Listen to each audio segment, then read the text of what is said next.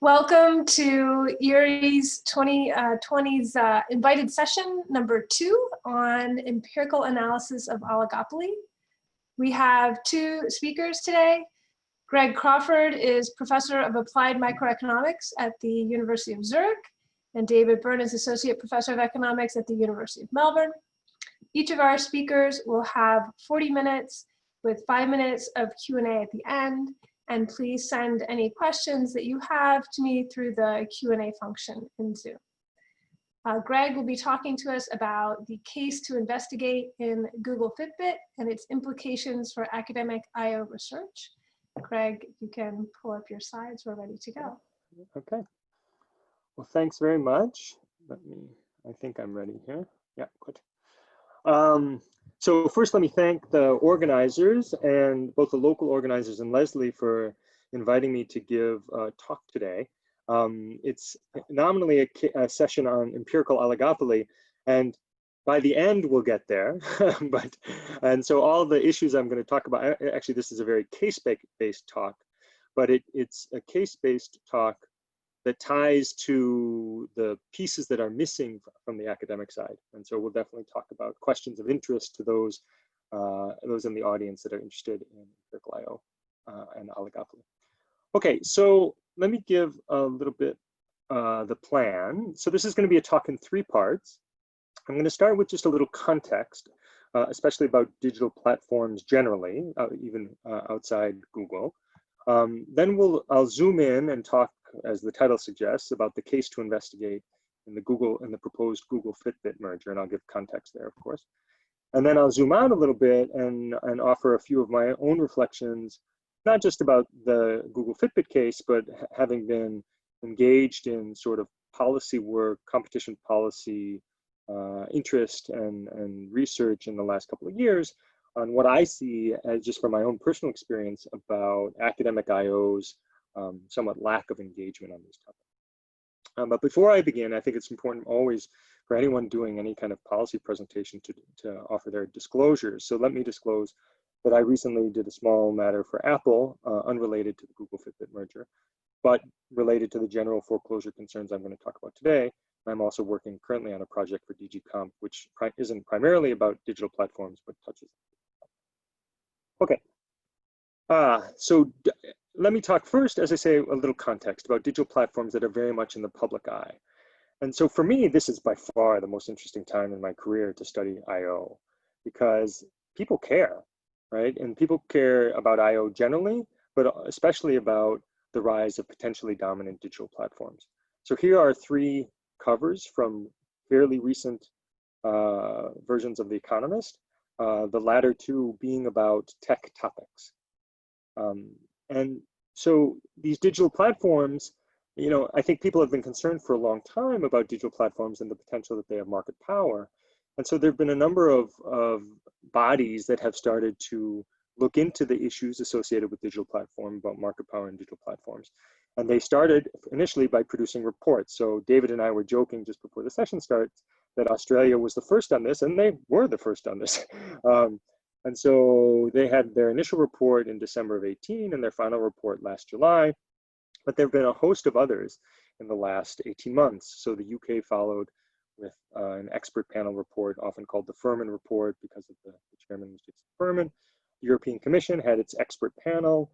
The Stigler Center at the University of Chicago had a Committee on Digital Platforms report, one of which was on antitrust. And there's more. I mean, I could list more, right? So the Germans had Competition 4.0, and so on. And so what began with these reports, you know, circa a year ago, have now started to turn into tangible policy actions. So both in Australia and in the UK, there's funding that's working its way through the legislative process for specialized units to look at digital platforms, sort of digital regulators. The European Commission has 2 initiatives, similarly, regulations being proposed for what they call gatekeeper platforms, as well as a new competition tool, which the press seems to largely think is modeled on the UK's market studies and market investigations regime. But that also could touch on digital platforms, that new tool. And then in the US, There's a number of initiatives, but probably the most prominent one has been the ongoing House Judiciary Antitrust Subcommittee hearings, which last month had the 4 CEOs of 4 of the big 5 digital platforms testifying in front of Congress. You haven't seen it. And then on top of that, so there's policy actions, but also there's other stuff going on. So there's enforcement and merger control. So if you look at GAFAM, so the big platforms often go by their initials, GAFAM, and they all have either investigations or somehow competition authorities are looking into aspects of their practices. And so today, let me drive in a little bit and talk about Google. So Google, there's an investigation in the US organized by 50 of the state's attorney generals looking into their potentially monopolistic business practices, but also they proposed a merger, Google and Fitbit. So I don't know how many of you have a Fitbit per se or one of the other wearables, but this has been in the news quite a bit. So let me just give a little bit of background before I go into the economics about Google and Fitbit. And so the deal was announced in November, early November of last year. And they announced it with a blog post on their webpage, talking about basically Google is seeking to help people with wearables. They want to acquire Fitbit. And so if you think about sort of traditional antitrust analysis, the deal looks, I mean, there's no huge red flags, right? And so in principle, this looks to be a merger of complements. I mean, what does Google do? They do search, they do Android, they have a number of different products. They've tried to build their own wearable, but have not been successful, right? So they're not very active in the wearable space. And if you look at market shares broadly, Fitbit is actually a pretty small player. So this is from 2018-19, and Apple is by far the biggest player. Depending on what year you look at, you know, Fitbit is down in sort of 3rd or 4th or 5th place, depending on the year. So in principle, this looks like no problem, right? Well, let's jump back to those digital reports. All of those digital reports were talking about failures in traditional antitrust analysis, failures in the context of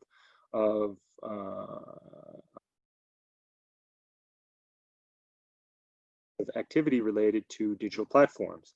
So if you go to the Furman report, they say historically there's been little scrutiny and no blocking of an acquisition by a major digital platform.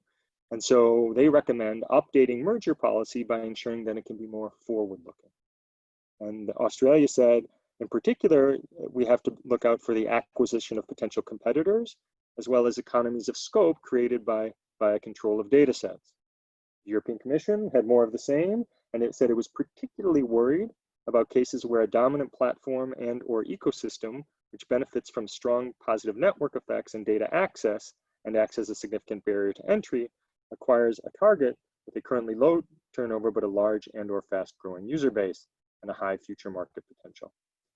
And so all of these things are present in the Google Fitbit transaction. So this case is really a red letter test for competition authorities to see whether they can and will take on the advice often from themselves or that has been accumulated internationally about what to do about mergers with digital platforms. I close with the Stigler report because the Stigler report says, look, if one of these things comes along, one of the things you may consider are non-discrimination rules that could protect against a complement that is a potential competitor of the platform itself, or one that operates only on the platform as a rival provider of content, as one thing to consider in the context. So I think as a result of these kinds of concerns, all of the US at the Department of Justice, Australia with the Australian Competition and Consumer Commission, and the European Commission have taken the merger to what are called phase 2 or detailed investigations. And now you only get so long to evaluate mergers, so a decision has to be made, you know, for the European Commission, for example, by December 9th, which means if they have significant concerns, these would normally be announced by the end of next month. Right? So this stuff is coming up fast. So I would then transition into talking a little bit about what I think they should be investigating. But before I do, Leslie, I'll pause in the case there's any questions. Probably not, but maybe. I think you're good. Yeah, I want you to press on. Sure. Okay. And by the way, if I finish early, that's fine. I mean, I actually, a lot of the stuff I'd be happy for questions at the end if there are, because it touches on what academics should do to not only about in the context of Google-Fitbit, but on some of the broader questions that I'll talk about near the end of my presentation. Okay, so let me talk a little bit about theories of harm. So in my opinion, there are 4 main theories of harm that are worthy of investigation in the Google-Fitbit case. And they all tie into broader themes about digital platforms generally. So this is not just, you know, some random merger. This is really an important merger that can serve as a milestone for how competition authorities should be thinking about merger enforcement with digital platforms generally, and now and in the future. So the first one, which has gotten most of the attention in the press, has been the potential impact that the merger would have in online advertising markets. The second one is the idea of there could be dynamic foreclosure concerns in the wearables market, either for wearables themselves, the physical devices, or possibly the wearables operating system market.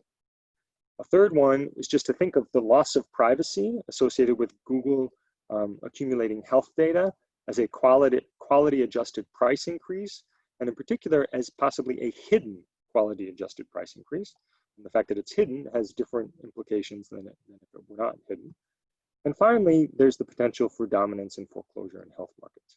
I'll talk least about this one because that's the one that's probably the hardest. Now, there's a lot of overlap here with regulators, but not, so if you look at just, Australia is good in this, so when they issued their press release, they talked about the concerns that they were having that prompted them to undertake a phase 2 investigation, and it overlaps here quite a bit, but not completely. Okay, so let me do the first one first. So that's online advertising markets. And this is easy in the sense that it's everyone understands Google's role in online ads. It's a relatively mature market. So let me start by saying that in my view, Google is arguably dominant in multiple layers of the ad tech stack. So first, what's the ad tech stack? The ad tech stack is a set of related markets that are between advertisers and content producers that allow for the delivery of online advertising. So there are services, there's sort of what are called demand side platforms to help advertisers. There are services to help publishers, and then there's exchanges or auction mechanisms that allow for demand and supply to match. So there's multiple sort of layers in the ad tech stack. But Google is arguably dominant in some, if not all, of those layers. Now, in everything that I'm going to say for the rest of the talk, everywhere there's a little footnote there. Everywhere I write dominant, it should be interpreted as arguably dominant. So obviously, whether or not Google is dominant is itself an important question, and one that would have to be taken up by competition authorities. I'm just going to say, and it's a pain for me to carry around arguably all the time, so when I say dominant, people should hear arguably dominant. So why are they dominant in ad tech? Well, they have dominant publishing properties. So they're arguably dominant in search and in short form user-generated video in YouTube. They have super user profiles. So they have profiles on data profiles on many billions of people fed by search and YouTube, as well as the other products that they offer. And there at least have been claims of anti-competitive tying, self-preferencing, and preferential data sharing throughout the stack. And those are the conducts that, in part, are under. They may go beyond this, but those conducts are under investigation by the state attorneys general. And also, was a recent last month market study released by UK's Competition and Market Authority that also provided evidence on that. Okay, so they're arguably dominant. The concern is, okay, they're already dominant. If we give them Fitbit data, that's going to strengthen the dominance. If you give them health data, that can improve the ability of Google to target advertising, and that can enhance the services that they can provide, perhaps throughout the ad tech stack. And it's a little unusual in the sense that the channel here is indirect, and that data is an input into providing online advertising. It's not sold directly. Google doesn't sell data, consumer data. It uses it for itself. But basically, the first theory of harm says the merger would strengthen Google's dominance in this key thing. Okay. So, well, what does Google say? Google says Fitbit health and wellness data will not be used for ads. When they say Google ads, they don't say all ads, they say Google ads, but let's just even suppose all ads. So there's two questions. The first is this credible? So so Australia took a view on this. Google made the same commitment when they bought DoubleClick, which was at that time a major player in 2 layers of the ad tech stack, actually all 3 layers of the ad.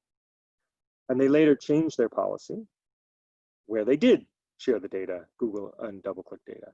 And so the Australians said, well, this commitment is not binding on Google, and experience also suggests that intentions change over time. Therefore, we don't put significant weight on this commitment in our competitions. I have my take on that. But it's also an easy offer to make. They're already dominant in online ads. So clearly you want to look into this. But to me, focusing on online ads is a little bit like, shutting the barn door after the horses are bolted, right? So online ads isn't really, in my view, the primary danger of a Google-Fitbit merger. If the online ad market were more competitive, then I would be concerned. But at the moment, Google already dominates. Okay, so the next 2 are really my 2 personally primary concerns about a potential Google-Fitbit merger. So the first one is dynamic foreclosure, and it comes in 2 flavors, one for wearables and one for health. So the health one is the 4th theory of harm. So let's first focus on the wearables one. And I have concerns in sort of both wearables, the device, and wearables operating system. So first, why do we care about wearables? I would argue that wearables are particularly important for the dynamic evolution of competition in digital markets generally. So wearables are a big deal, in my view. Why? Because they're a potential new access point for consumers to the internet. Right? First we had computers, then we got smartphones.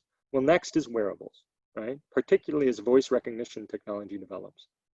So, in fact, Amazon just revealed yesterday or today a new wearable called the Halo, which the tech analysts are saying looks incredible, right? And has an important voice element to it. So in the future, people will have wearables and they will be talking to their wrists. So let's think about this future world and consider 2 possible states of that world. First, let's take the easy one. Suppose health data is valuable, right? So suppose this data that Google is getting from Fitbit, if they get it, but even if they don't get the Fitbit's accumulated data, they would get future data. And then they could merge this with super user profiles, their data profiles, in either sales to health and insurance providers, or more likely, offering themselves health or insurance products. Now, if you don't think that's likely, so when I first wrote the slide, I didn't have the red text. I said, if you don't think that's likely, well then it turns out this week, Verily, Google's health company, is getting into insurance. And the quote from this article, which is from The Verge, says, Coefficients claim its analytics-based underwriting engine will help employers better understand the risk that they're taking on. In other words, Google's getting into health insurance, okay? So, and furthermore, Fitbit's new wearables are coming up with more and more capabilities in terms of monitoring health. So suppose this health data is valuable, for example, in sales to insurance and sales of insurance. Then Google would have an incentive to dominate the wearables market. I mean, if data is valuable and they can get health data from the wearables market, then they're going to want that data. How could they do that? Well, they can subsidize devices. They could just make them free or make them cheap. But they could also degrade interoperability with rival wearables of dominant complements that they own. Right? So it could be that the Android connection with the Amazon wearable just isn't that great, or with the Garmin wearable isn't that great. And they can do that with Android or search or maps or Gmail or anything. They have lots of products in which they have very large market share. Right? So you might say, come on, Greg, how likely is that? Well, there's this thing called Wear OS, which is Google's Wear operating system. Google has an operating system. They don't have a wearable. Well, I mean, they do, but they don't have a high market share wearable, but they do have a wearable operating system that other device manufacturers use. And if you look at the kinds of things that they put in the operating system, you have, Calendar, that's often part of Gmail. They have Google Pay. They have Keep, that's a Google note-taking product. They have Google Maps. They have Uber, so they have some other stuff. But the point is there's lots of Google products here that are being highlighted by the Wear operating system.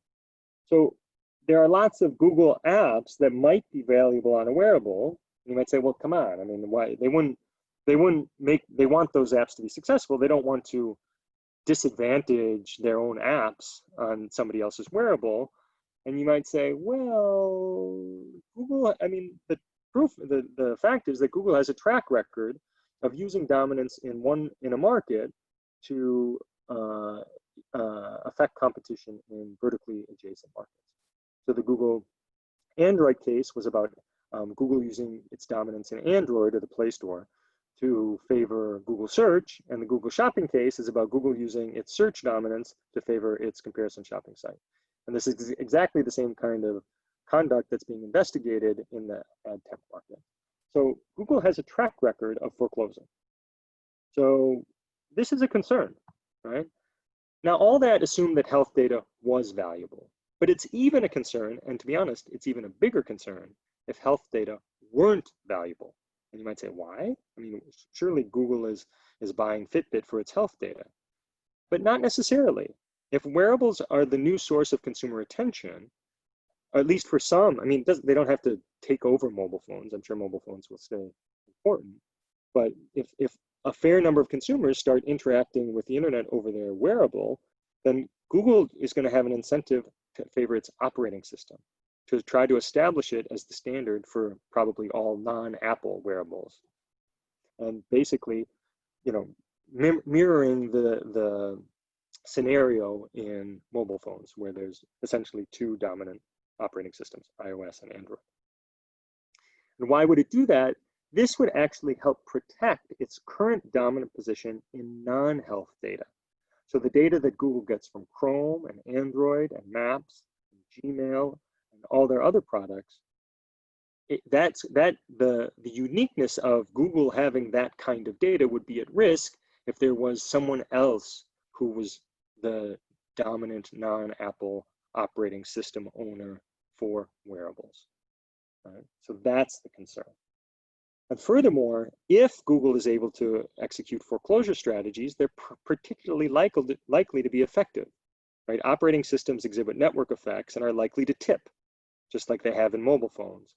And so if there are increasing returns in general, small short-run advantages, for example, fostered by exclusionary conduct or foreclosing conduct, can turn into big long-run advantages. And so the concern is that it's possible that the market would tip to another operating system in the absence of a Google-Fitbit merger, but that it would tip to Google, and in particular its Wear operating system, with the merger. Right? There's an easy analogy here to Microsoft, the classic foreclosure case, which is Microsoft's tying of Internet Explorer to Windows, not only influenced competition in browsers, because it was competing with Netscape, but also potential competition in PC operating systems. Similarly here, if Google were to tie or preference the Wear operating system to any of its other dominant products, that would obviously not only influence competition in wearables operating system, but also potential competition in those markets where it's currently dominant. So the point is, this isn't just a merger of complements. Accounting for the likely dynamic evolution of the wearables market, it's a merger that could protect future competitive threats to Google's currently dominant products. Okay. Now, it's easy for me to say that. Is there support for this theory of harm in the academic literature? There is, and let me right at the beginning say, this deck is work in progress. So if anyone listening knows of more papers that I'm not citing, I don't mean it as any kind of slight. I'm just coming up to speed, and just send me what you know, and I'm happy to include them in future presentations. So there's a paper by Byrne and Taylor on data and competition. There's two classic papers on dynamic foreclosure, both written with the Microsoft Netscape case in mind. But the theory there doesn't perfectly fit Google-Fitbit. Those are both papers with duopoly markets. And here, this is a non-duopoly market where Fitbit is a small player. And here, network externalities are a key focus. And in those papers, they weren't. And there's a key question, is tipping to Google more likely than not? And that's hard to know. So I'm working on this actually with a student of mine, Matteo Crawford. And we don't have anything to share yet, but we think it's important. So that's theory. What about empirics? How do we measure this stuff? How do you convince a court, as might be needed? So often, like in the European setting, if the European Commission were to block the merger, then the parties could appeal, and then it would go in front of a judge that would need to be convinced that the commission had a strong case. That is not so easy, and it's the topic of the day. So that stuff is being figured out as we speak. I'm happy to sort of brainstorm about ideas at the end of the session in the Q&A if people are interested. But the takeaway for academics that I would give is that both theory and measurement here are of first order importance, not only for this particular merger, but for all mergers of complements by potentially dominant digital platforms. So this is really something that academics need, well, for the policy space, it's something that policymakers need academics to be working on, and there's not that much work, at least that I know of. So work on this, please. Leslie, I would pause, but I can also keep going, and we can, if there's no questions. Yeah, I think press on. Okay, good. Okay, so the dynamic foreclosure story is one of my two big personal concerns about this merger. The other big one is privacy, and that I think you can think of privacy, or the lack of privacy, as a hidden quality characteristic. So let me open my comments here by saying that privacy is very much a competition issue, that consumers often don't know how their data is used, and even when they do know, they have limited control. And so you can think of data being shared and used in ways that consumers don't know as a quality adjusted price increase. And furthermore, these are often unknown privacy characteristics. So it's a price that consumers end up paying after the fact. And there's a handbook chapter by Paul Haidhu that talks about hidden prices and with a variety of harms different from when prices are not hidden. So clearly the pairing of health data with Google's existing super profiles reduces the quality of Fitbit service for Fitbit users, but there's also externalities that reduces the quality of that sharing that data reduces the quality of Google services for all users. And that's because Google can correlate non-health behavior with health indicators if they get health data, and therefore they can predict health outcomes from non-health behavior for non-Fitbit users. And there are billions of them that Google has non-health data for. So there's also exploitation concerns, right? So nothing, when I first wrote this, it was before Verily introduced their insurance offer, but there's nothing that prevents Google from partnering with insurance companies to customize pricing offers for life and health insurance. Remember, so this, the click to remember is, remember they just announced this week that they're going to do that. And then you can imagine insurance companies being able to set prices or policy approval decisions on things like, well, does he gamble? Does she search for symptoms of life-threatening illnesses? I think that's a real concern that most consumers would be unhappy with, and therefore that's a reduction in quality of Google services. And already there's widespread concerns about using artificial intelligence to inform these kinds of things. I won't go through this stuff too much. I would just say that such concerns are amplified by the things that Google and Fitbit already do in health markets. So Google has already partnerships with hospitals, and Fitbit, including Fitbit, announced this week a new watch that's going to measure stress, have stress indicators and other measures like this. And you could say use restrictions might prevent Google from using such patient-level data for other services, but that's not clear. Because, for example, Google integrated its DeepMind company, which had access to patient-level UK health data, into Google Health, and nobody knows whether they're using that data or not. I mean, Google knows, but I don't think anyone else knows. So again, privacy is quality. Is there support for this theory of harm in the academic literature? I think the lack of privacy as a quality reduction is self-evident, right? I mean, that's not hard to understand, but there's two recent papers that talk specifically about this privacy externality, one in the Journal of Public Economics and a working paper that just came out a few months ago. And these show that there really are genuine harms associated with this privacy externality, and that should be something to be taken into account. The harder, so this is the theory, the harder part is empirical. Again, how do we measure it? How do we convince a court? Here the problem is, nobody really knows how this data is used. Only the dominant platforms know. But what do we know? Do consumers at least value privacy? There's this privacy paradox. There's more. I'm sorry, I only cite a few papers here. I know there's more, so I have to dig them out and add them in. But here's a few papers that show that privacy is negatively correlated with prices and that market power is positively correlated with data collection. But I have the same takeaway for this theory of harm as the previous one. Isn't estimating demand one of the things we do? We need more. We just need more on this topic. And thinking about especially how to measure privacy in a credible way that competition authorities can do. Okay, so I'm keeping an eye on the clock, so I won't take, and this is the hardest theory of harm, so I'll just do this one fairly quickly. I mentioned dynamic foreclosure concerns in wearables, but also in health. And so there are reasons to worry about Google and nascent health markets, and especially nascent health data markets. And look, I think we have to be honest, acquiring Fitbit is going to help Google compete in such markets, and that is a pro-competitive effect of the transaction. There's always, in many transactions, both pro and potentially anti-competitive effects.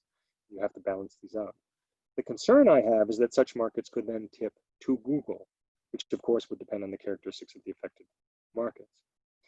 If Google became dominant in health data markets, they again would have a strong incentive, and it's not clear about ability, but they would certainly have a strong incentive to maintain and extend it. For example, arranging exclusive deals with important suppliers or customers, so either important suppliers of data or customers, and that, as they do now in search, right? So Google pays Apple a lot of money every year to be the default search engine. Yeah. They can also impose Google-centric data standards. They could integrate into intermediary services and favor their own rivals over data providers, both of which they now do in ad tech. And if they did this stuff, then this dominance would allow them to do all kinds of other things, set excessive prices, set terms and conditions that aren't transparent and fair, or extract value from other buyers and sellers of health data services. Now look, I acknowledge that this is conjecture, but it is not fanciful conjecture. Everything I just described in health data is exactly the pattern that caused Google to be accused of dominating and exploiting the ad tech stack. They had dominant content, search and YouTube, and dominant data, and they turned that into dominance into an intermediary that tipped. The ad tech market it was competitive when Google bought DoubleClick and AdMob, and now they stand accused of imposing opaque and exploitative terms and conditions. And this process, this dominance that they have there was fostered and accelerated by multiple approved mergers, YouTube, DoubleClick, and AdMob. And I think the exact same thing could happen in health. Okay, theory? Well, the theory is the same here as in Theory of Harm 1. So it's more speculative because in Theory of Harm 1, Google is already is dominant in a number of adjacent product markets, and they're not here. But how do we measure this stuff? Well, here we have to know what are the affected markets. I don't have the expertise. This would have to be done in the context of the investigation. So there's much to be done here, although more for case teams than for academics. Okay, so these are the 4 theories of harm. Leslie, I saw a few questions. My chat I tried to see a chat, but then it just interrupted me. So maybe I'd pause. Is there a question? Yeah, don't worry about the chat, but Paul Heifus has the question on what are your thoughts on how would you measure demand with respect to hidden or unclear price components like privacy, at least absent some kind of cost shocks to revenue? That is a fabulous question, Paul, that I don't know the answer to. but that I will personally be thinking about very hard in the next couple of weeks.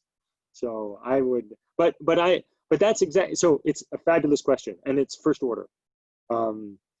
I think the way I've started with, I mean, I hate to say surveys, but I think as a start, surveys, and Paul has much more experience in this, or experiments, maybe, than I have. But that would be my first answer, but it's really not one that I have after deep reflection. But it is something I will genuinely be thinking about in the next coming weeks. But I hope other people would also think about too. Excellent. Tell us about where we are. Yeah, I don't know. That's the question I have. So, okay, so here's some background. So this Google-Fitbit case, as I've outlined it, highlights, I think, a number of big research questions that are hot in policy circles. So this dynamic foreclosure, privacy as quality, just like Paul asked, how do we account for its hidden nature? and concerns not only with exclusion, but also exploitation. So these are things that competition policymakers are talking about a lot, and they're first order for Google-Fitbit. But there's other questions also that are related to digital platforms that don't pop up necessarily in the Google-Fitbit case. So how do we design regulations? Okay, so in my view, regulation is coming for digital platforms, but aren't we the IO guys? Shouldn't we help design them? And what about this new competition tool with market studies and investigatory powers? How should those be designed? How do we tweak them to account for digital markets? As David and I were talking, how do we fund news provision? Australia has a new initiative that they'll soon be making a final decision about. And France also is looking in funding news provision. Now that digital platforms are significant intermediaries between consumers and news providers. What about marketplaces? What about Amazon? What are their welfare effects? How are they different from companies like Google and Apple? So, and even more, there's big research questions outside digital platforms. So rising concentration in margins, monopsony in labor markets, mergers in innovation, algorithmic collusion. In fact, I think the session later on, I think on Sunday, there's an antitrust session that's going to talk about algorithmic collusion. So I would actually say there's been more research on this slide than on these two, right? So there's lots of questions related to digital platforms that really are desperate for academic research. And my question is, so these are first order IO policy questions, but where's the IO research community? Now, and there are there are a few IO economists that are actively commenting on Twitter, which I think is actually really important, but we need the research. And I would argue there's commentators that are plausibly far more non-PhD economists, non-professor economists, which is fine, that are plausibly far more influential than academics in this space. Now, I mean, aren't we supposed to be the competition experts? Why are we ceding the field? So I think there's three reasons why the IO community may not be engaged, but I'd be happy to have an open discussion because this is my last sort of segment to the talk after we're finished. So it could be that academics just aren't informed about the big policy questions. I mean, that's true. It takes a fair bit of work to stay up to date on what's going on. So that's possible, okay? So spread the word. If that's what's going on, spread the word, please. That's what I'm trying to do with this talk, to be honest. A second possibility is that maybe they know that these are big questions, but they don't have the necessary inputs. I think this is at least partly wrong. So theory is definitely possible in this case, and it's immensely helpful. So in my view for digital platforms, dynamics is an essential element to any theoretical analysis, and that may require a particular not that common toolkit, like Erickson-Pecos style models of dynamic competition. So if that's the issue, okay, let's learn the tools, right? If these are the tools we need to answer these questions, let's learn the tools. Okay, now that's theory. What about empirics? Well, empirical papers require data, and I totally agree that this is a major hurdle. And who has the data? The dominant platforms. Do they share the data? Not yet. So without letting anything out, I hope to announce something big to help before the end of the year, but I can't say anything yet. So my hope is that there might be some help on that front in the relatively near future. And let me talk briefly about the third argument, which is the one that worries me most. It may be that they're informed and they even have the inputs, but there are just no returns. And there's two parts to this. There could be no returns for anything other than publications in top journals. And there could be no returns if the top journals won't publish this kind of research. And so let me briefly talk about the first one, that only top journal publications matter. I mean, there's an interesting paper in the Journal of Economic Perspectives by Jim Heckman, and I'm sorry, I forget his co-author's name, but it's a good paper of the tyranny of the top five. And I see that too. And I would like to live in a world where professors are rewarded for policy engagement and influence, but in my experience, it only happens late in careers. And so no one's going to get tenure based on being at least not at a top 50 world university, in my view, if they're focusing on policy engagement. So that's a bit of a defect in the profession as it stands. Something that can maybe be done is that top journals won't publish this kind of research. So the question I ask is, are editors and key referees at top journals willing to publish research addressing what, in my view, are the biggest competition issues of our generation, even if they don't meet the typical methodological standards? So I rephrase this question as, just how much weight does question get relative to method at top journals? And George Akerlof wrote a very nice paper on this in the last couple of months. I hope question gets lots of weight, because in my view, these are big questions. Digital platform markets not only are big and economically important, but they impact media and political accountability, and decision makers need our help. But if top journals won't publish it, no one will do it. Well, no one is too strong. Fewer people will do it, especially not junior people, and I can't say that I blame them. Okay, so let me conclude. In my view, I think there are real concerns with the Google-Fitbit merger, especially these two theories of harm: the use of health data as a potentially hidden quality reduction, as well as dynamic foreclosure, causing either the wearable or the wearable operating system market to tip to Google, which is particularly plausible given Google's history of using those kinds of strategies. And therefore, in my opinion, this merger merits very close attention, and maybe so too does academic I/O. Okay. So with that, I'll pause, and Leslie, I'm happy to answer any questions. Great, Greg, thank you. It's super interesting. There seems to be in the discussion and chat lots of interest about whether how academics would have access to data from these big firms, and whether perhaps part of antitrust investigations, some remedy might be to allow access to academics of that data. Yeah. Seems they're dominant and don't have to, and don't, it seems, do much sharing of that data with the academic community. Exactly. So I see. Look, obviously I'm an empirical guy. I'm extraordinarily sympathetic to this concern, and I've voiced this exact question myself. As I see so there's no easy answer. As I see the landscape, I see two potentials. I think for digital platforms that don't think that they're doing anything wrong, then sharing the data without strings attached is a good strategy for them, because they'll get if academics will be able to show, if indeed they're not doing anything wrong, academics will be able to show that, and that's going to have more power in their discussions with potential regulators than will sort of their own internal analysis. So I think there's a segment. I mean, regulation is coming. And so the question is, how do digital platforms optimize against that? How do they have influence in that process? And I think sharing data is one potential way. Of course, there's others.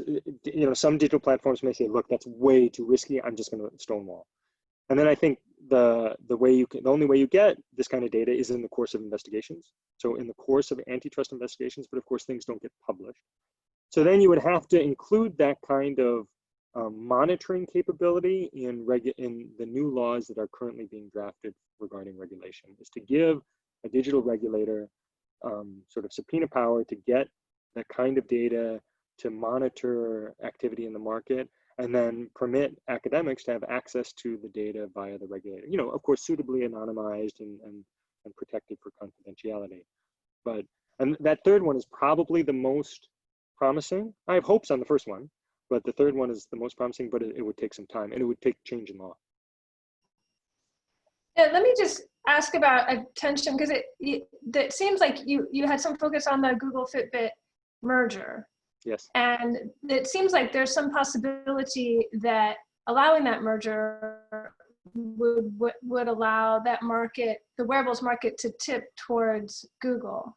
But exactly. Isn't denying that merger allowing it to tip towards Apple? Like, is there, it right, seems so, like if you're going to tip.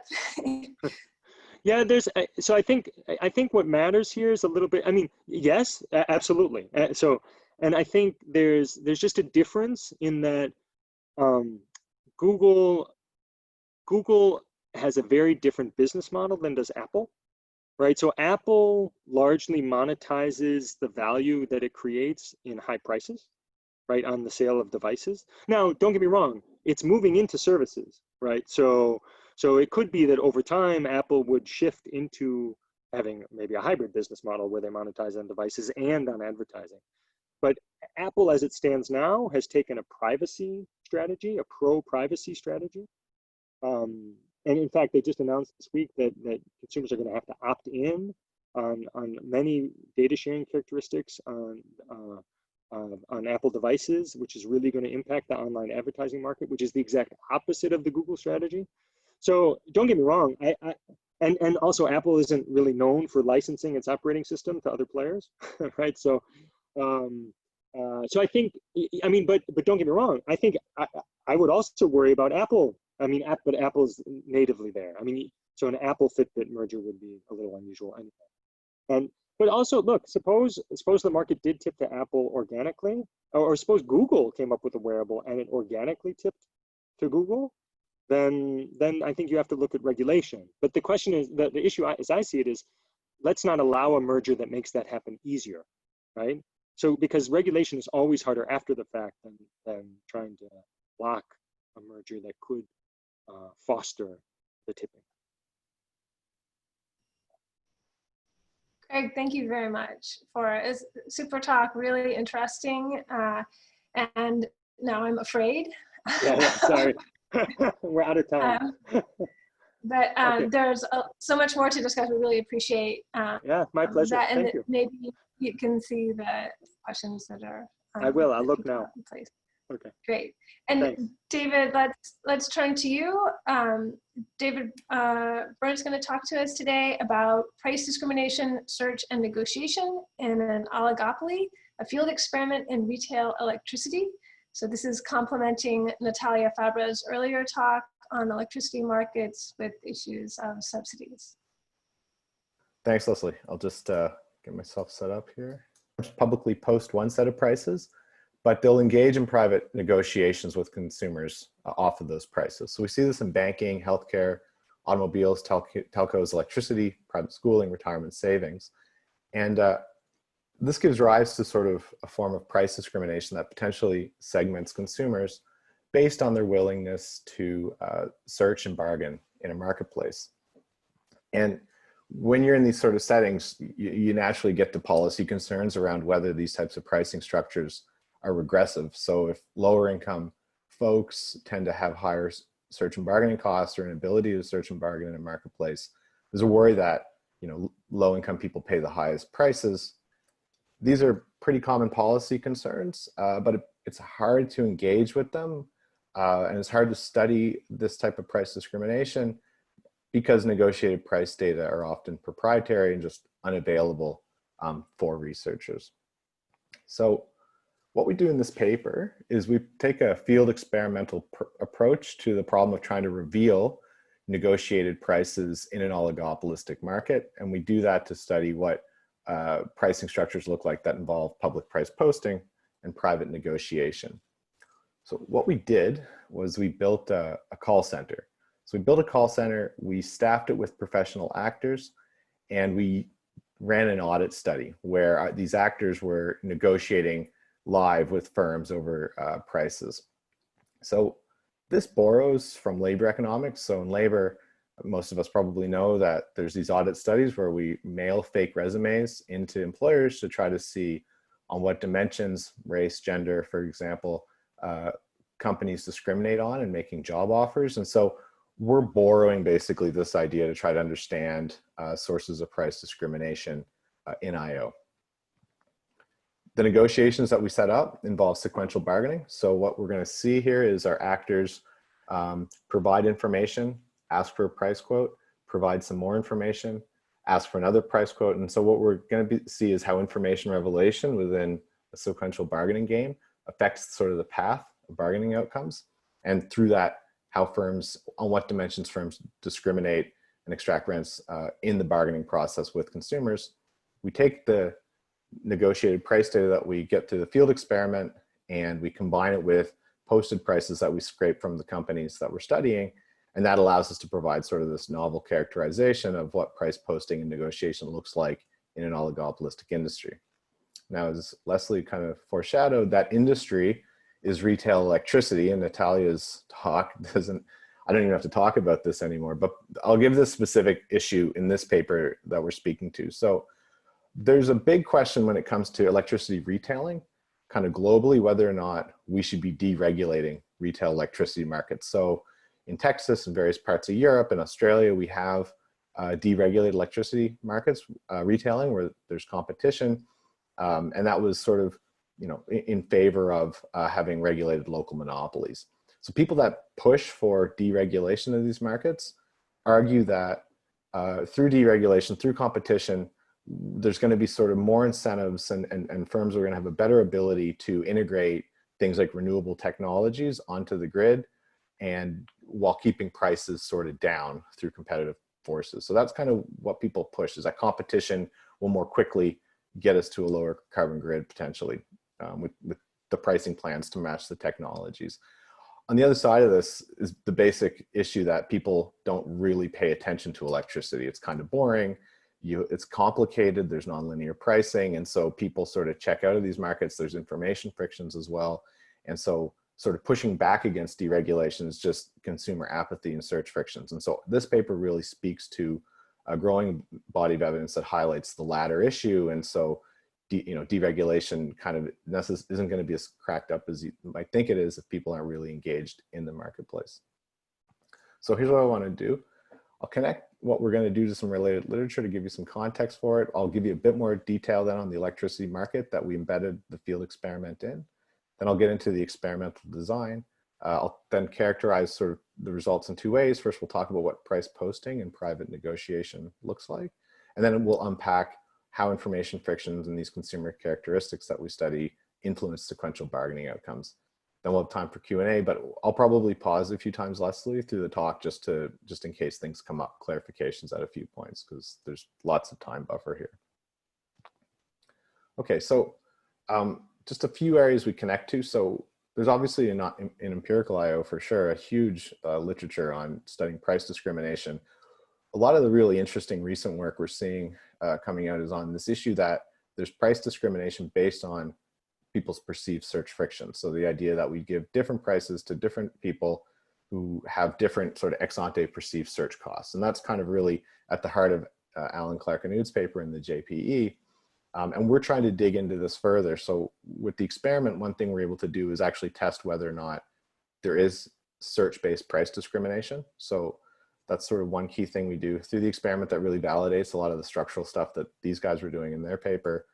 What we're able to do kind of going beyond them and others is we kind of consider price posting and negotiation together, whereas a lot of the previous research just studies sort of negotiation and isolation. Here we're going to find in this market some interesting differences across different firm types and how they engage in price posting and negotiation. One thing the field experiment can't do compared to say other papers that can somehow cracked, the data problem and got the negotiated price data is, well, they have quantities. We don't have quantities, but we can still learn a lot from sort of the price data that we obtain. We're also connected to sort of recent, work on, and lots of work on empirics on real world bargaining. Again, kind of connected to recent work by like Backus, Blake, Larson, Tadelis in the QJE. They're studying sequential bargaining using that amazing eBay data. We're also studying sequential bargaining. I think through the experiment, we're really able to look kind of at a real micro level how information revelation shapes these bargaining outcomes within a game. So we're kind of building on some of the work that they've had on looking at what sequential bargaining looks like. A couple other things. So one is part of the experiment is going to look into government subsidies. So one area of work that's also growing here is just identifying instances where subsidies aren't fully passed through to consumers. And this happens especially in markets where there's sort of market power. We're able to get into a channel through our experiment. In particular, what we get to test whether or not in our market companies are doing targeted price discrimination based on subsidy eligibility itself. So with observational data, that's harder to get at because it's going to be hard to disentangle that type of price discrimination from, say, subsidy recipients face higher search costs and maybe they're getting discriminated based on that. So we get a unique test that we think is going to be useful for policymakers going forward on that front. And then, as I said, lastly, we're adding to that evidence based on search frictions that exist and sort of market power issues in deregulated electricity markets. Okay, I'll give you a bit more background on the market that we studied. It's in Australia, so it's in the state of Victoria in Melbourne, where I am here at 1 a.m. The market structure, so Victoria deregulated its retail electricity market in 2009. We ran our field experiment in 2017, so it's pretty mature at that point.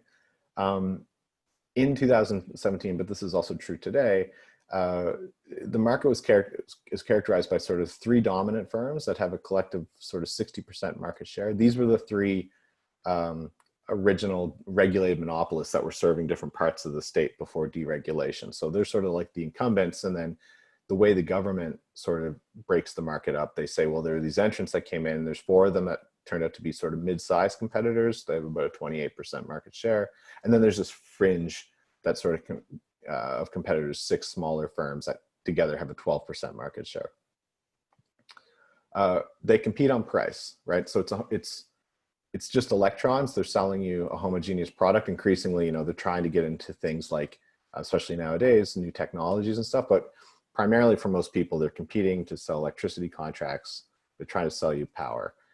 They do that by offering 2-part tariffs. So your electricity price will often have a fixed daily charge. This is just a price you pay every day, no matter how much you use. And then there's a variable per kilowatt hour charge, which is sort of your variable rate. The more you use, the more you pay. The discounting we're going to see in the bargaining games is all based on this variable rate. So just keep that in the back of your mind when we get to it. Contracts are 1 to 2 years. People are free to switch and renegotiate their contracts at any time. So what do the retailers do? They post these contracts online.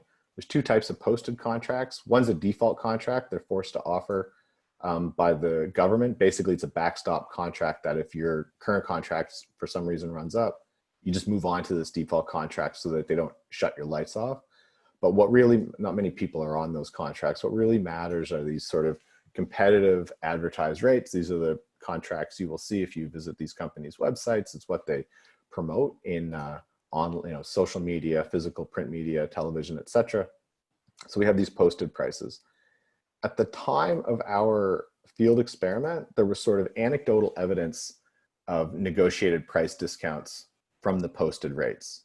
So really there was sort of thoughts that maybe there's some price negotiation going on, but nobody had visibility over this. So, you're at that fundamental challenge of we just can't measure negotiated prices and we don't really know what's happening in the market. And so that was sort of where we really got an itch to try to get into trying to figure out what these looked like. Okay, the last institutional features that the government subsidizes 17.5% of the total annual electricity bill for low-income households. I'll come back to that later when we look at targeted price discrimination.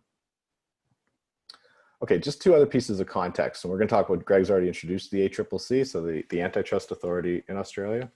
So at the time of the experiment, we ran it in 2017. In 2018, the ACCC issued basically a national antitrust investigation or market study into the retail electricity market itself. And so the concern is kind of highlighted by this graph. These are looking at retail prices kind of indexed relative to 2001 levels. They were sort of they've taken off over time. And they continue to grow out to 2018. Wholesale costs are coming down, network charges are rising somewhat, but retail prices are basically gradually over time outstripping costs. And by 2018, the ACCC, using data from the companies that they subpoenaed, was estimating profit margins, remember, for electricity of 11%. So it was a pretty profitable game. And this report really emphasized a big issue in this market is just people aren't engaged. So search frictions are kind of identified as being a pretty major issue in the market. And so just highlighting some of the things the local government's doing. This is a snapshot from Victorian Energy Compare, which is the state government's platform for allowing you to compare electricity prices. And I just want to emphasize that right now, today, I haven't even done this yet, so I'm even apathetic to it. If I went and searched on this platform and registered my bill in a search, they will send me a $50 check just to try searching. So they're kind of pulling at all the stops to try to engage people, but it's just tough. And so there's an issue of whether firms are taking advantage of this. And that's what the government's been kind of harping about. So it's in that context that at the University of Melbourne, so we commandeered some offices from faculty who are overseas doing, yes. Do I have questions? Yeah, before you launch into the call center part, let me just channel another question from Paul Hughes that you've got electricity that's a homogeneous good, and with maybe some small service component. So why do you think the government didn't just run an auction on behalf of customers? Like why did they take this approach of having these different competing suppliers and having the consumers have to do the search? Couple of things. So, I mean, the big thing that gets raised, the promise that was sort of there before deregulation, and the thought was, if we have a lot of competitors and we want to allow all these little guys to come in because they're going to be super innovative and fully disrupt the market, and they're going to come up with dynamic pricing plans and amazing pricing plans for electric vehicles, and the tech is going to take off, and we're going to become low price, low carbon really quickly. That was kind of the vision when you talk to authorities. Disclosure, I should have given a disclosure. I was working with the state government talking about market design issues coming out of the back of the antitrust reports that were coming out. This issue of running auctions as a means to induce competition for people who've kind of checked out of the market. So the idea of being an opt-out market, I don't want to shop, I don't want to pay attention, but I'll move every year onto the most competitive plan. These types of things are actually in current discussions about basically free-for-all retail pricing kind of hasn't really delivered the goods. It hasn't delivered the technology and the innovation that we would have thought. So the government's currently actually in kind of discussions around, I guess, two things: some issues around market, like redesigning how prices are set, and introducing a lot more transparency in pricing. But at the end of the day, it's power. Like you don't pay attention to it, so it's a tough thing to overcome. But those are the two things currently on the forefront in the market. Yeah. Anything else? Thank you. Yeah, sure. Right. No, so that's good. Thank you. It's okay. Okay. So the call center. Right. So what happens basically here is the call center in the department, our actors are calling the call centers of the electricity retailers and negotiating with rates with call center employees. And I'm happy to talk about incentive contracts for call center employees later on if you want to get into it, but they're trying to get you to switch at the highest rate possible is the bottom line. But yeah, you get into this and you start researching call center contracts. So here's what we did. We hired a cast. We had a casting call at the university. There's a professional actor platform in Melbourne. We interviewed many actors and we hired 10 male, 10 female. Most of them work at night, so they're able to come and do all the negotiations during the day. In total, we called 11 of the electricity retailers. We used 28 unique bargaining scripts. And a key thing with the research design, with the actors is improvisation. So when you look at audit studies in labor, one big part of the design is you want those resumes need to look as real and legitimate as possible. So you're getting kind of the real response from employers. It's sort of the same thing here. The actors were really important for ensuring, these were kind of natural negotiations with the companies.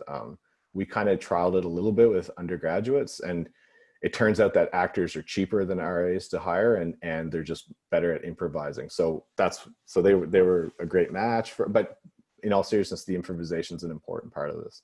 So in total, they made 395 calls over 2 weeks, including our pilots. This was in March 2017. The antitrust stuff came out later from the ACCC. The way this worked was we weren't allowed to record the calls as per human ethics. So the actors would be on the call, writing down price data. We would have an RA sitting next to them, also listening in on the call, writing down the data. They'd compare notes, and we'd put it into a spreadsheet. They were calling on effectively burner phones. So there's disposable SIM cards, caller IDs were disabled. So these were one-off negotiations with the companies. And as I said, sort of all of this involved deception. So the companies didn't know they were in a field experiment at the time. And that was sort of central to the ethics process at the university and getting this through. So happy to talk more about that later on as well if people are interested in the ethical issues around audit studies, which there's a separate whole area of research on. Okay, so there's things we randomized in the experiment, and then there's things that we held fixed. I'll tell you about what we held fixed first. So we try to create a representative consumer. So these are all kind of typical characteristics for an electricity consumer in Victoria. They consume 300 kilowatt hours per month of electricity. They want a 1-year contract. They all live within the same united distribution zone. They want similar characteristics of their plans with direct debit and pay on time discounts. We use randomly selected vacant 2-bedroom apartments within the same geographic area because you need to provide addresses to get price quotes. I think the important thing from a design point of view is what we're trying to do is hold fixed every other aspect of people's perceived cost of serve from the electricity company's perspective. You know, again, observational studies of price discrimination, an important confound is just, you know, people might pay different prices, not because they're being discriminated against, it's just the costs of serving them are different. So the experiment allows us to really try to shut all that down, to isolate the factors that the firms are discriminating on. Given these normalizations, we then combined the negotiated prices with the scraped posted prices from the retailers' websites, and we converted everything into 1-year electricity bills, assuming 300 kilowatt hours per month usage. So everything, all of our prices are in terms of annual bills. Okay, so that's the sort of the normalizations. This is a bit of an important slide, so I'll take some time. I'll talk about this, and then I'll pause if there's any questions on the design after this slide. So the negotiations kind of took place in 2 stages. They'd call up and they would give 2 pieces of information straight away. The first was the context for the call. So if you were a new customer, you'd call and say, hey, I just moved to Melbourne. I'm moving and I need the lights turned on. What's the best rate you can basically give me? A switcher, in contrast, lives in the market already and is just looking to potentially switch from their current electricity retailer. And so what we have in mind here is varying sort of that context for the call and the ability of a customer to actually search and get information in the market. And so that way we're kind of trying to manipulate perceived search cost from the outset of the call. So we provide that information, and then we also provide our subsidy status. So we say whether or not we're high or low income, or whether we're eligible for low income subsidies. And through that variation, we're going to be able to test for that targeted price discrimination. Okay, so we provide that information and say, what's the best price you can give us? Then we start to reveal some more information. So the first thing we reveal is sort of what it basically is the reference price that we know. So in a sense, it's sort of like revealing it's like your revealed searchability. So you either were equipped or knew a high reference price, which was calibrated as the lowest price we could obtain off the government search platform, which is all posted prices basically, or you were offered a low, you were informed of a low reference price. And this we sort of take from how we think about search models. So it's the lowest price we were able to obtain in negotiations through the pilots. So it's the person who's informed about basically the minimum prices we could find it in the market at that point in time. Okay, and then the last thing we varied was the information source. And so here we were there's sort of 2 things we were after. One was, the way I think about it is the companies are looking at you in a sequential search. You're potentially moving to the next retailer and they're trying to get you to sign up and not move on to the next company. And so comparing whether you've called 3 companies or 1 company before, the sort of competing effects we're interested in here. Either it's you've called 3 rivals already, you have some price, you have less sort of companies left to call, your continuation value is not as high because there's less companies you can draw better price draws from. And so maybe the people that have only called 1 rival can obtain a lower price, holding all else equal under sort of a preemption effect. Alternatively, it could be that I've called 3 companies, I'm signaling that I'm really keen, and those folks get lower prices. So we're kind of interested in whether or not where you are in the search process affects the price you get offered. And then search platform versus friends. So it was either my information came from the government platform or asked my mate about their price. So it's sort of looking at whether the potential perceived credibility of the source of information mattered for negotiation. So we varied these things as well. Last point, and then I'll take some questions maybe. Ethics prohibited us from reporting anything related to gender or race or specific retailers, but we're allowed to talk about the big and the small and the mid-sized retailers. Okay, do you want to pause for a sec, or do you want me to?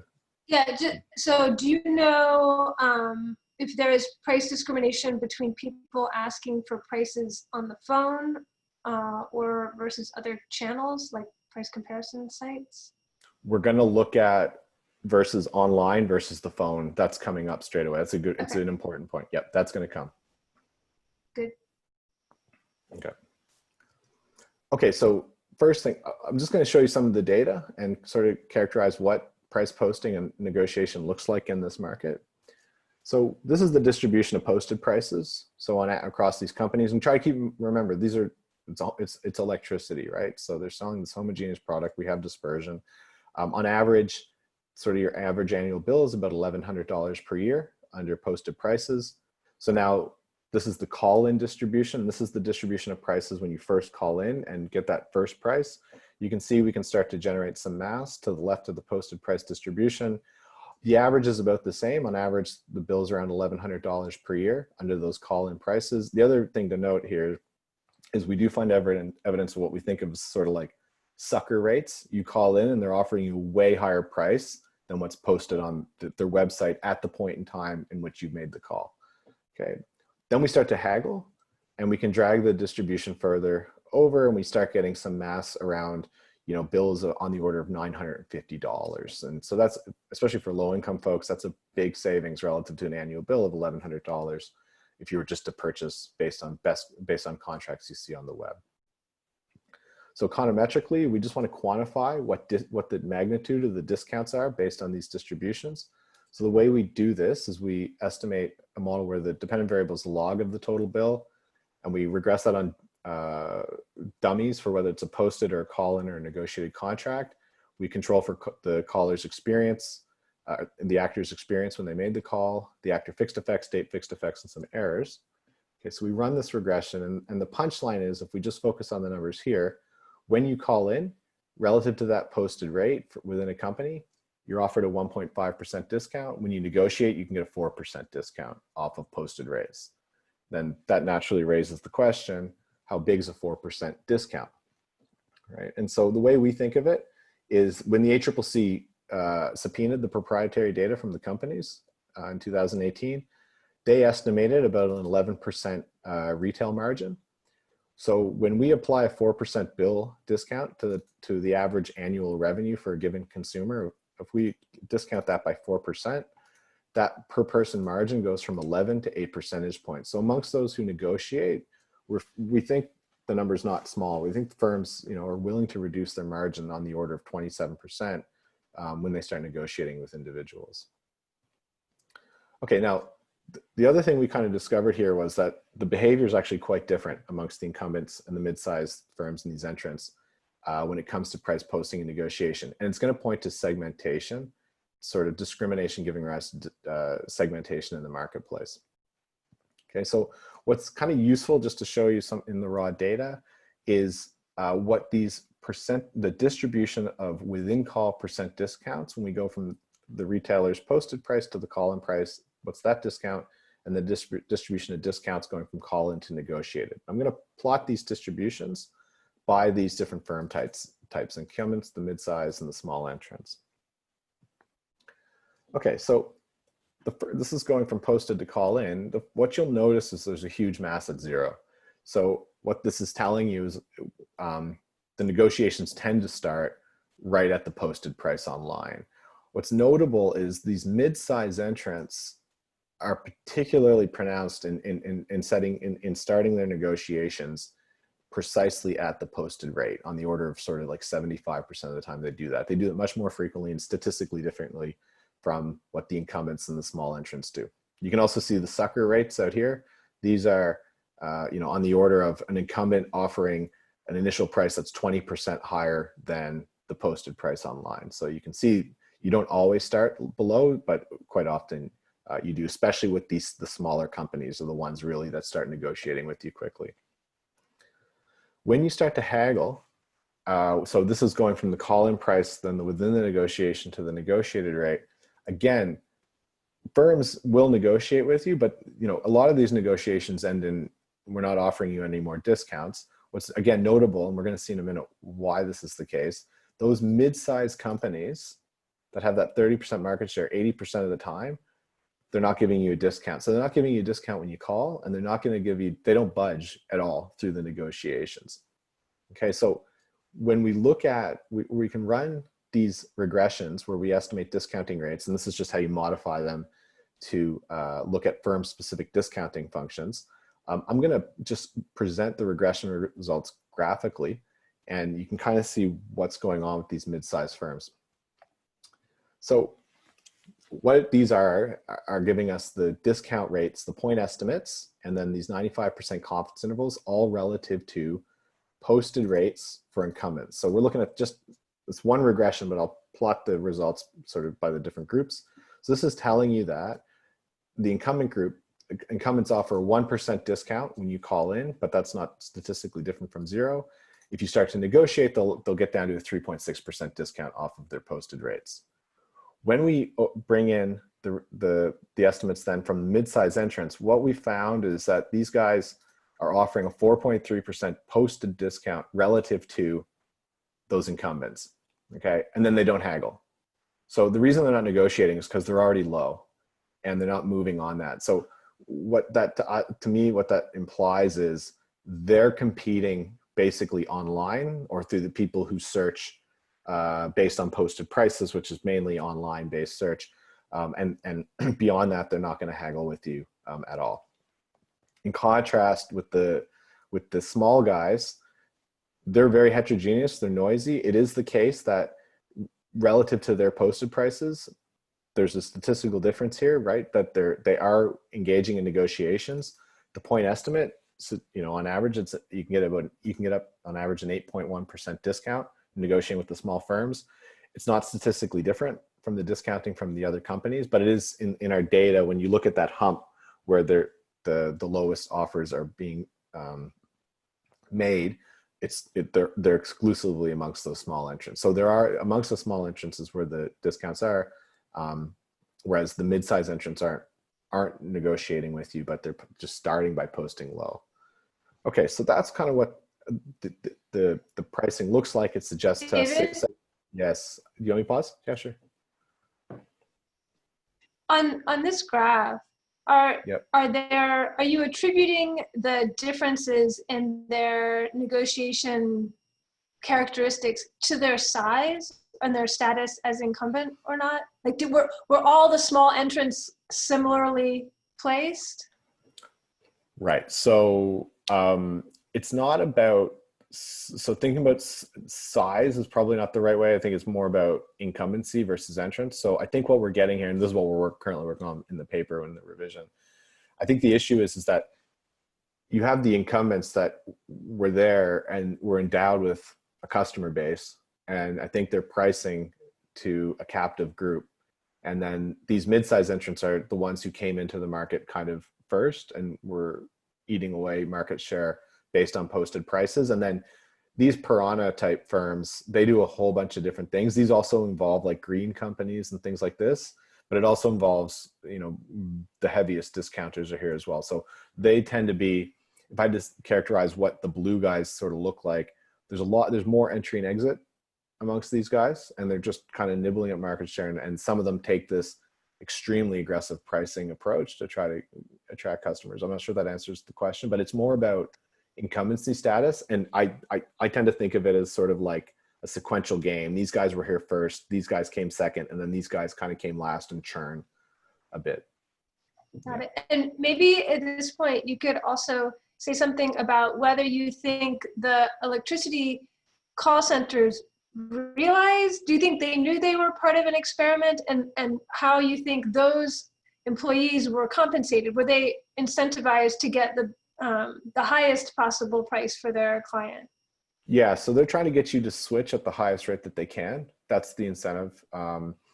They want to get you off the call quickly as well. We had to limit how long our calls were by ethics because that was a key ethical consideration in we developed the experiment. So yeah, that's as far as we understand.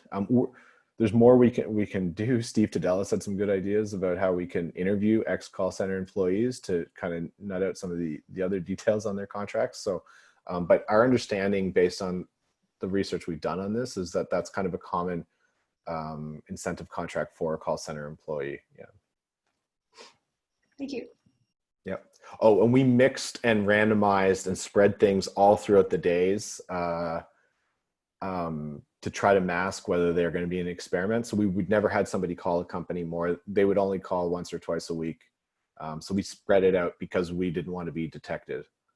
That's, yeah, because otherwise you know, you're getting these people with similar bargaining scripts and you're thinking something's fishy going on.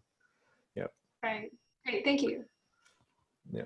Okay. So just unpacking then the negotiations. So as I said, the way I think of this in line with kind of what we were just saying, these are companies that are trying to get you to join at the highest price that they can and not keep searching or for other companies. So we're trying to look at within that context how these experimental conditions influence things. So when we look at this new customer versus switcher condition, when you first enter the call, our hypothesis, as we said, was from the firm's perspective, new customers would be seen as sort of people facing higher search costs and would be, if they're discriminated against, they'd be offered a higher price because they're less likely to kind of continue searching. So that was sort of the hypothesis. And so again, plotting things visually, if you're a new customer, when you call in, you don't get a discount. If you negotiate as a new customer, you can get down to 3.2%. If you're a switcher, when you call in, you immediately get a 2.2% discount relative to what the new customer is being offered, and they're going to haggle with you quite a bit more. So this picture right here is I think the experimental result that there exists search-based price discrimination, and in the form that people have been modeling with structural work recently. So we think that's a useful contribution to the paper, just as an experimental test to show that this does exist. When we can do this by the different companies, the incumbents, those big companies, do this quite heavily. They do this sort of search-based price discrimination in the way that we see it here. The mid-size entrants do it in a slightly different way. They actually offer higher rates to new customers than what they post on the internet. And then they are willing to negotiate with the switchers. Interested with the small guys, this is again, there's heterogeneity. They're not discriminating on type. They're just, they offer similar discounting functions irrespective of if you're a new customer or switcher, which is again, I think we think it's consistent with them trying to grab market share. Okay, then, so we have this sort of, at the start of negotiations, you reveal something about yourself. We think related to the ability to search. Then after you get that quote, you reveal something more, what you actually know. And so, you know, we're going to expect people with being better informed about lower prices are going to be doing better negotiations. What we're interested in doing is splitting this by the new customers versus switchers and trying to understand if a new customer reveals that they're actually informed, can they overcome that initial search-based price discrimination? Okay. And so same types of graphs, we find those new customers, if they negotiate with a high reference price, they're getting a 2.2% discount. If they're negotiating with the low reference price, they're getting 4.3% discount. So they do benefit and they get a, you know, a statistically different discount if they negotiate with lower prices. In contrast with the switchers, the second they start haggling, they get a discount straight away, regardless of if it's a high or low price, and they're not statistically different. And again, you can see here that, yes, in a statistical sense, the new customers do catch up to the switchers if they're actually informed. So, if they remain uninformed, that price discrimination will persist then all the way through the negotiation. The information sources, I'll just cut to the chase. It didn't matter. So those two contextual things really mattered. The information you negotiate based upon with the prices, you know, really matter. Conditional on that, where you are in the search process or what you state is in terms of your information sources don't matter. And the last thing, you know, the last kind of just on time. So the last thing just to point out from the results was we were able to, as I said, look for subsidy-based price discrimination. We were revealing that also at the start of our calls. And again, we think this is potentially useful in general because as part of the ACCC's report into the industry, they immediately showed subsidy recipients pay the highest prices. And then it raises the concern, well, are they being charged? Are our tax dollars just basically being funneled to companies that are exploiting these folks based on their subsidy eligibility?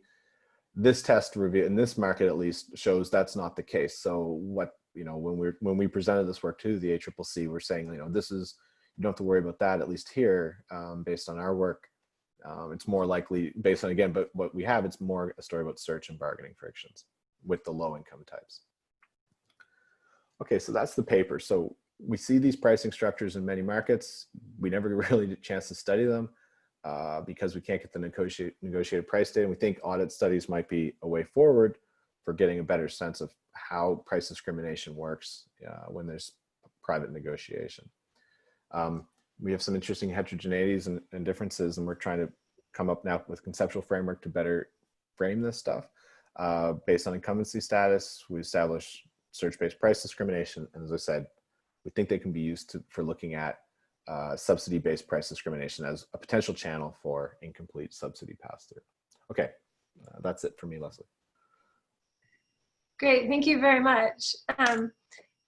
David, it's super interesting. Let me ask you just a question specifically about the electricity market, and then ask you more generally just to talk about some of the advantages and disadvantages of and challenges with the field experiment approach, because I think that the approach overall is super interesting and people are interested in that. But just for the electricity markets, is a possible explanation, what are the call center people looking for attributes of customers that might tell them that they're going to be a high cost customer? Maybe they're going to have more likely to be delinquent on their payments, and so higher collection costs. And so might there be, how could you disentangle it's the shopper's high search cost versus they're presenting with attributes that cause the cost center to view them as a high cost customer? Yeah. Or you might think that's a good point, and we're something we need to address, I think, a bit more carefully. So I think as a new customer, it also could be the case that, you know, new customers just sign up and switch later, and then that involves costs as well, potentially, right? So we can't rule that out. And so that kind of confound around identifying price discrimination based on search frictions is kind of there. What is true, though, is once you reveal, we can see, though, again, through experimentally, once we vary informedness, we can get rid of that aspect of discrimination, which, again, so when we look at sort of discrimination based on new versus switcher combined with then what do you know, high or low reference price. Once you know the low reference price, it does sort of pop that discriminatory bubble. So that's another way to think of what we're seeing here in terms of search-based price discrimination. But I fully take the point. Yeah, no, that's interesting. So maybe you could just talk more about your experience with the field experiment approach and advantages and disadvantages, and just it seems like it might be illegal, right? So like, how do you navigate that? It's not illegal. I mean, it wasn't. This was it was a process at the university. I think the big thing we were pushing. So a few things was we limited how long the calls were. We were encouraging all the actors they all went and switched companies and searched after, and encouraging people to switch and search and that sort of thing. I think the big thing that was in our favor was the fact the government at the time didn't really have any idea what these pricing structures look like. It's for an essential service. It's electricity. It's a big part of low-income people's disposable income, and there was genuine worries that they were being discriminated against. Right? It's like when they deregulated, the thought was high-income people don't care. They're going to pay more. Low-income people value the dollar. They're going to pay less. This will be a progressive change when we deregulate. And you got and they were starting to come up with worries that no, actually, it could be the exact opposite. And so we were able to make a case of social benefit to inform the ACCC and the government around what these pricing structures actually look like when we were in negotiations with ethics to get this off the ground. So I think that was a key part. The context itself was, I think, and the lack of information by the government because of the problem of no negotiated price data was sort of important to getting ethics through here. And you think that are you excited about the field experiment, about the whole approach, and to apply it to other things? Yeah, I mean, part of the frustration we had with it was we were running field experiments with companies. So broadly, yes, I think field experiments are a useful way to understand how markets work and complement all the great things we do with structural models and validate things we assume in our models, right? So they fit into that broadly in empirical IO. this experiment came mainly out of frustration not from the government, but also from us we were working with retailers running field experiments to understand things around demand. A lot of the things Natalia was talking about today about confusion, informedness, and with consumers with these companies. When we sat down and got their data, you immediately see price contracts. I'm like, the prices are just remarkably dispersed here for the same people signing up at the same time. And there's absolutely no way we're ever going to be able to do research with this. So then it's sort of like, how do we get access to that data? And that's kind of, and then we realized the ACCC and the state government were also starting to ask these types of questions, like, is there something bad potentially going on here? And that's kind of, so we were frustrated researchers kind of coming at this. We couldn't get data access, so we just wanted to go create our own to see what we could learn. Yeah, it's amazing to be able to apply that approach and see the data, the actual negotiations. So thank you very much. Sure. Really super interesting. And Greg as well, thank you for joining us today.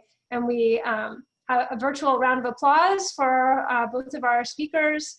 And we hope that you will tune in for the Saturday edition of EARIE 2020 online. Thank you very much to everyone. Thank you so much. Thanks, everyone. Thanks, guys.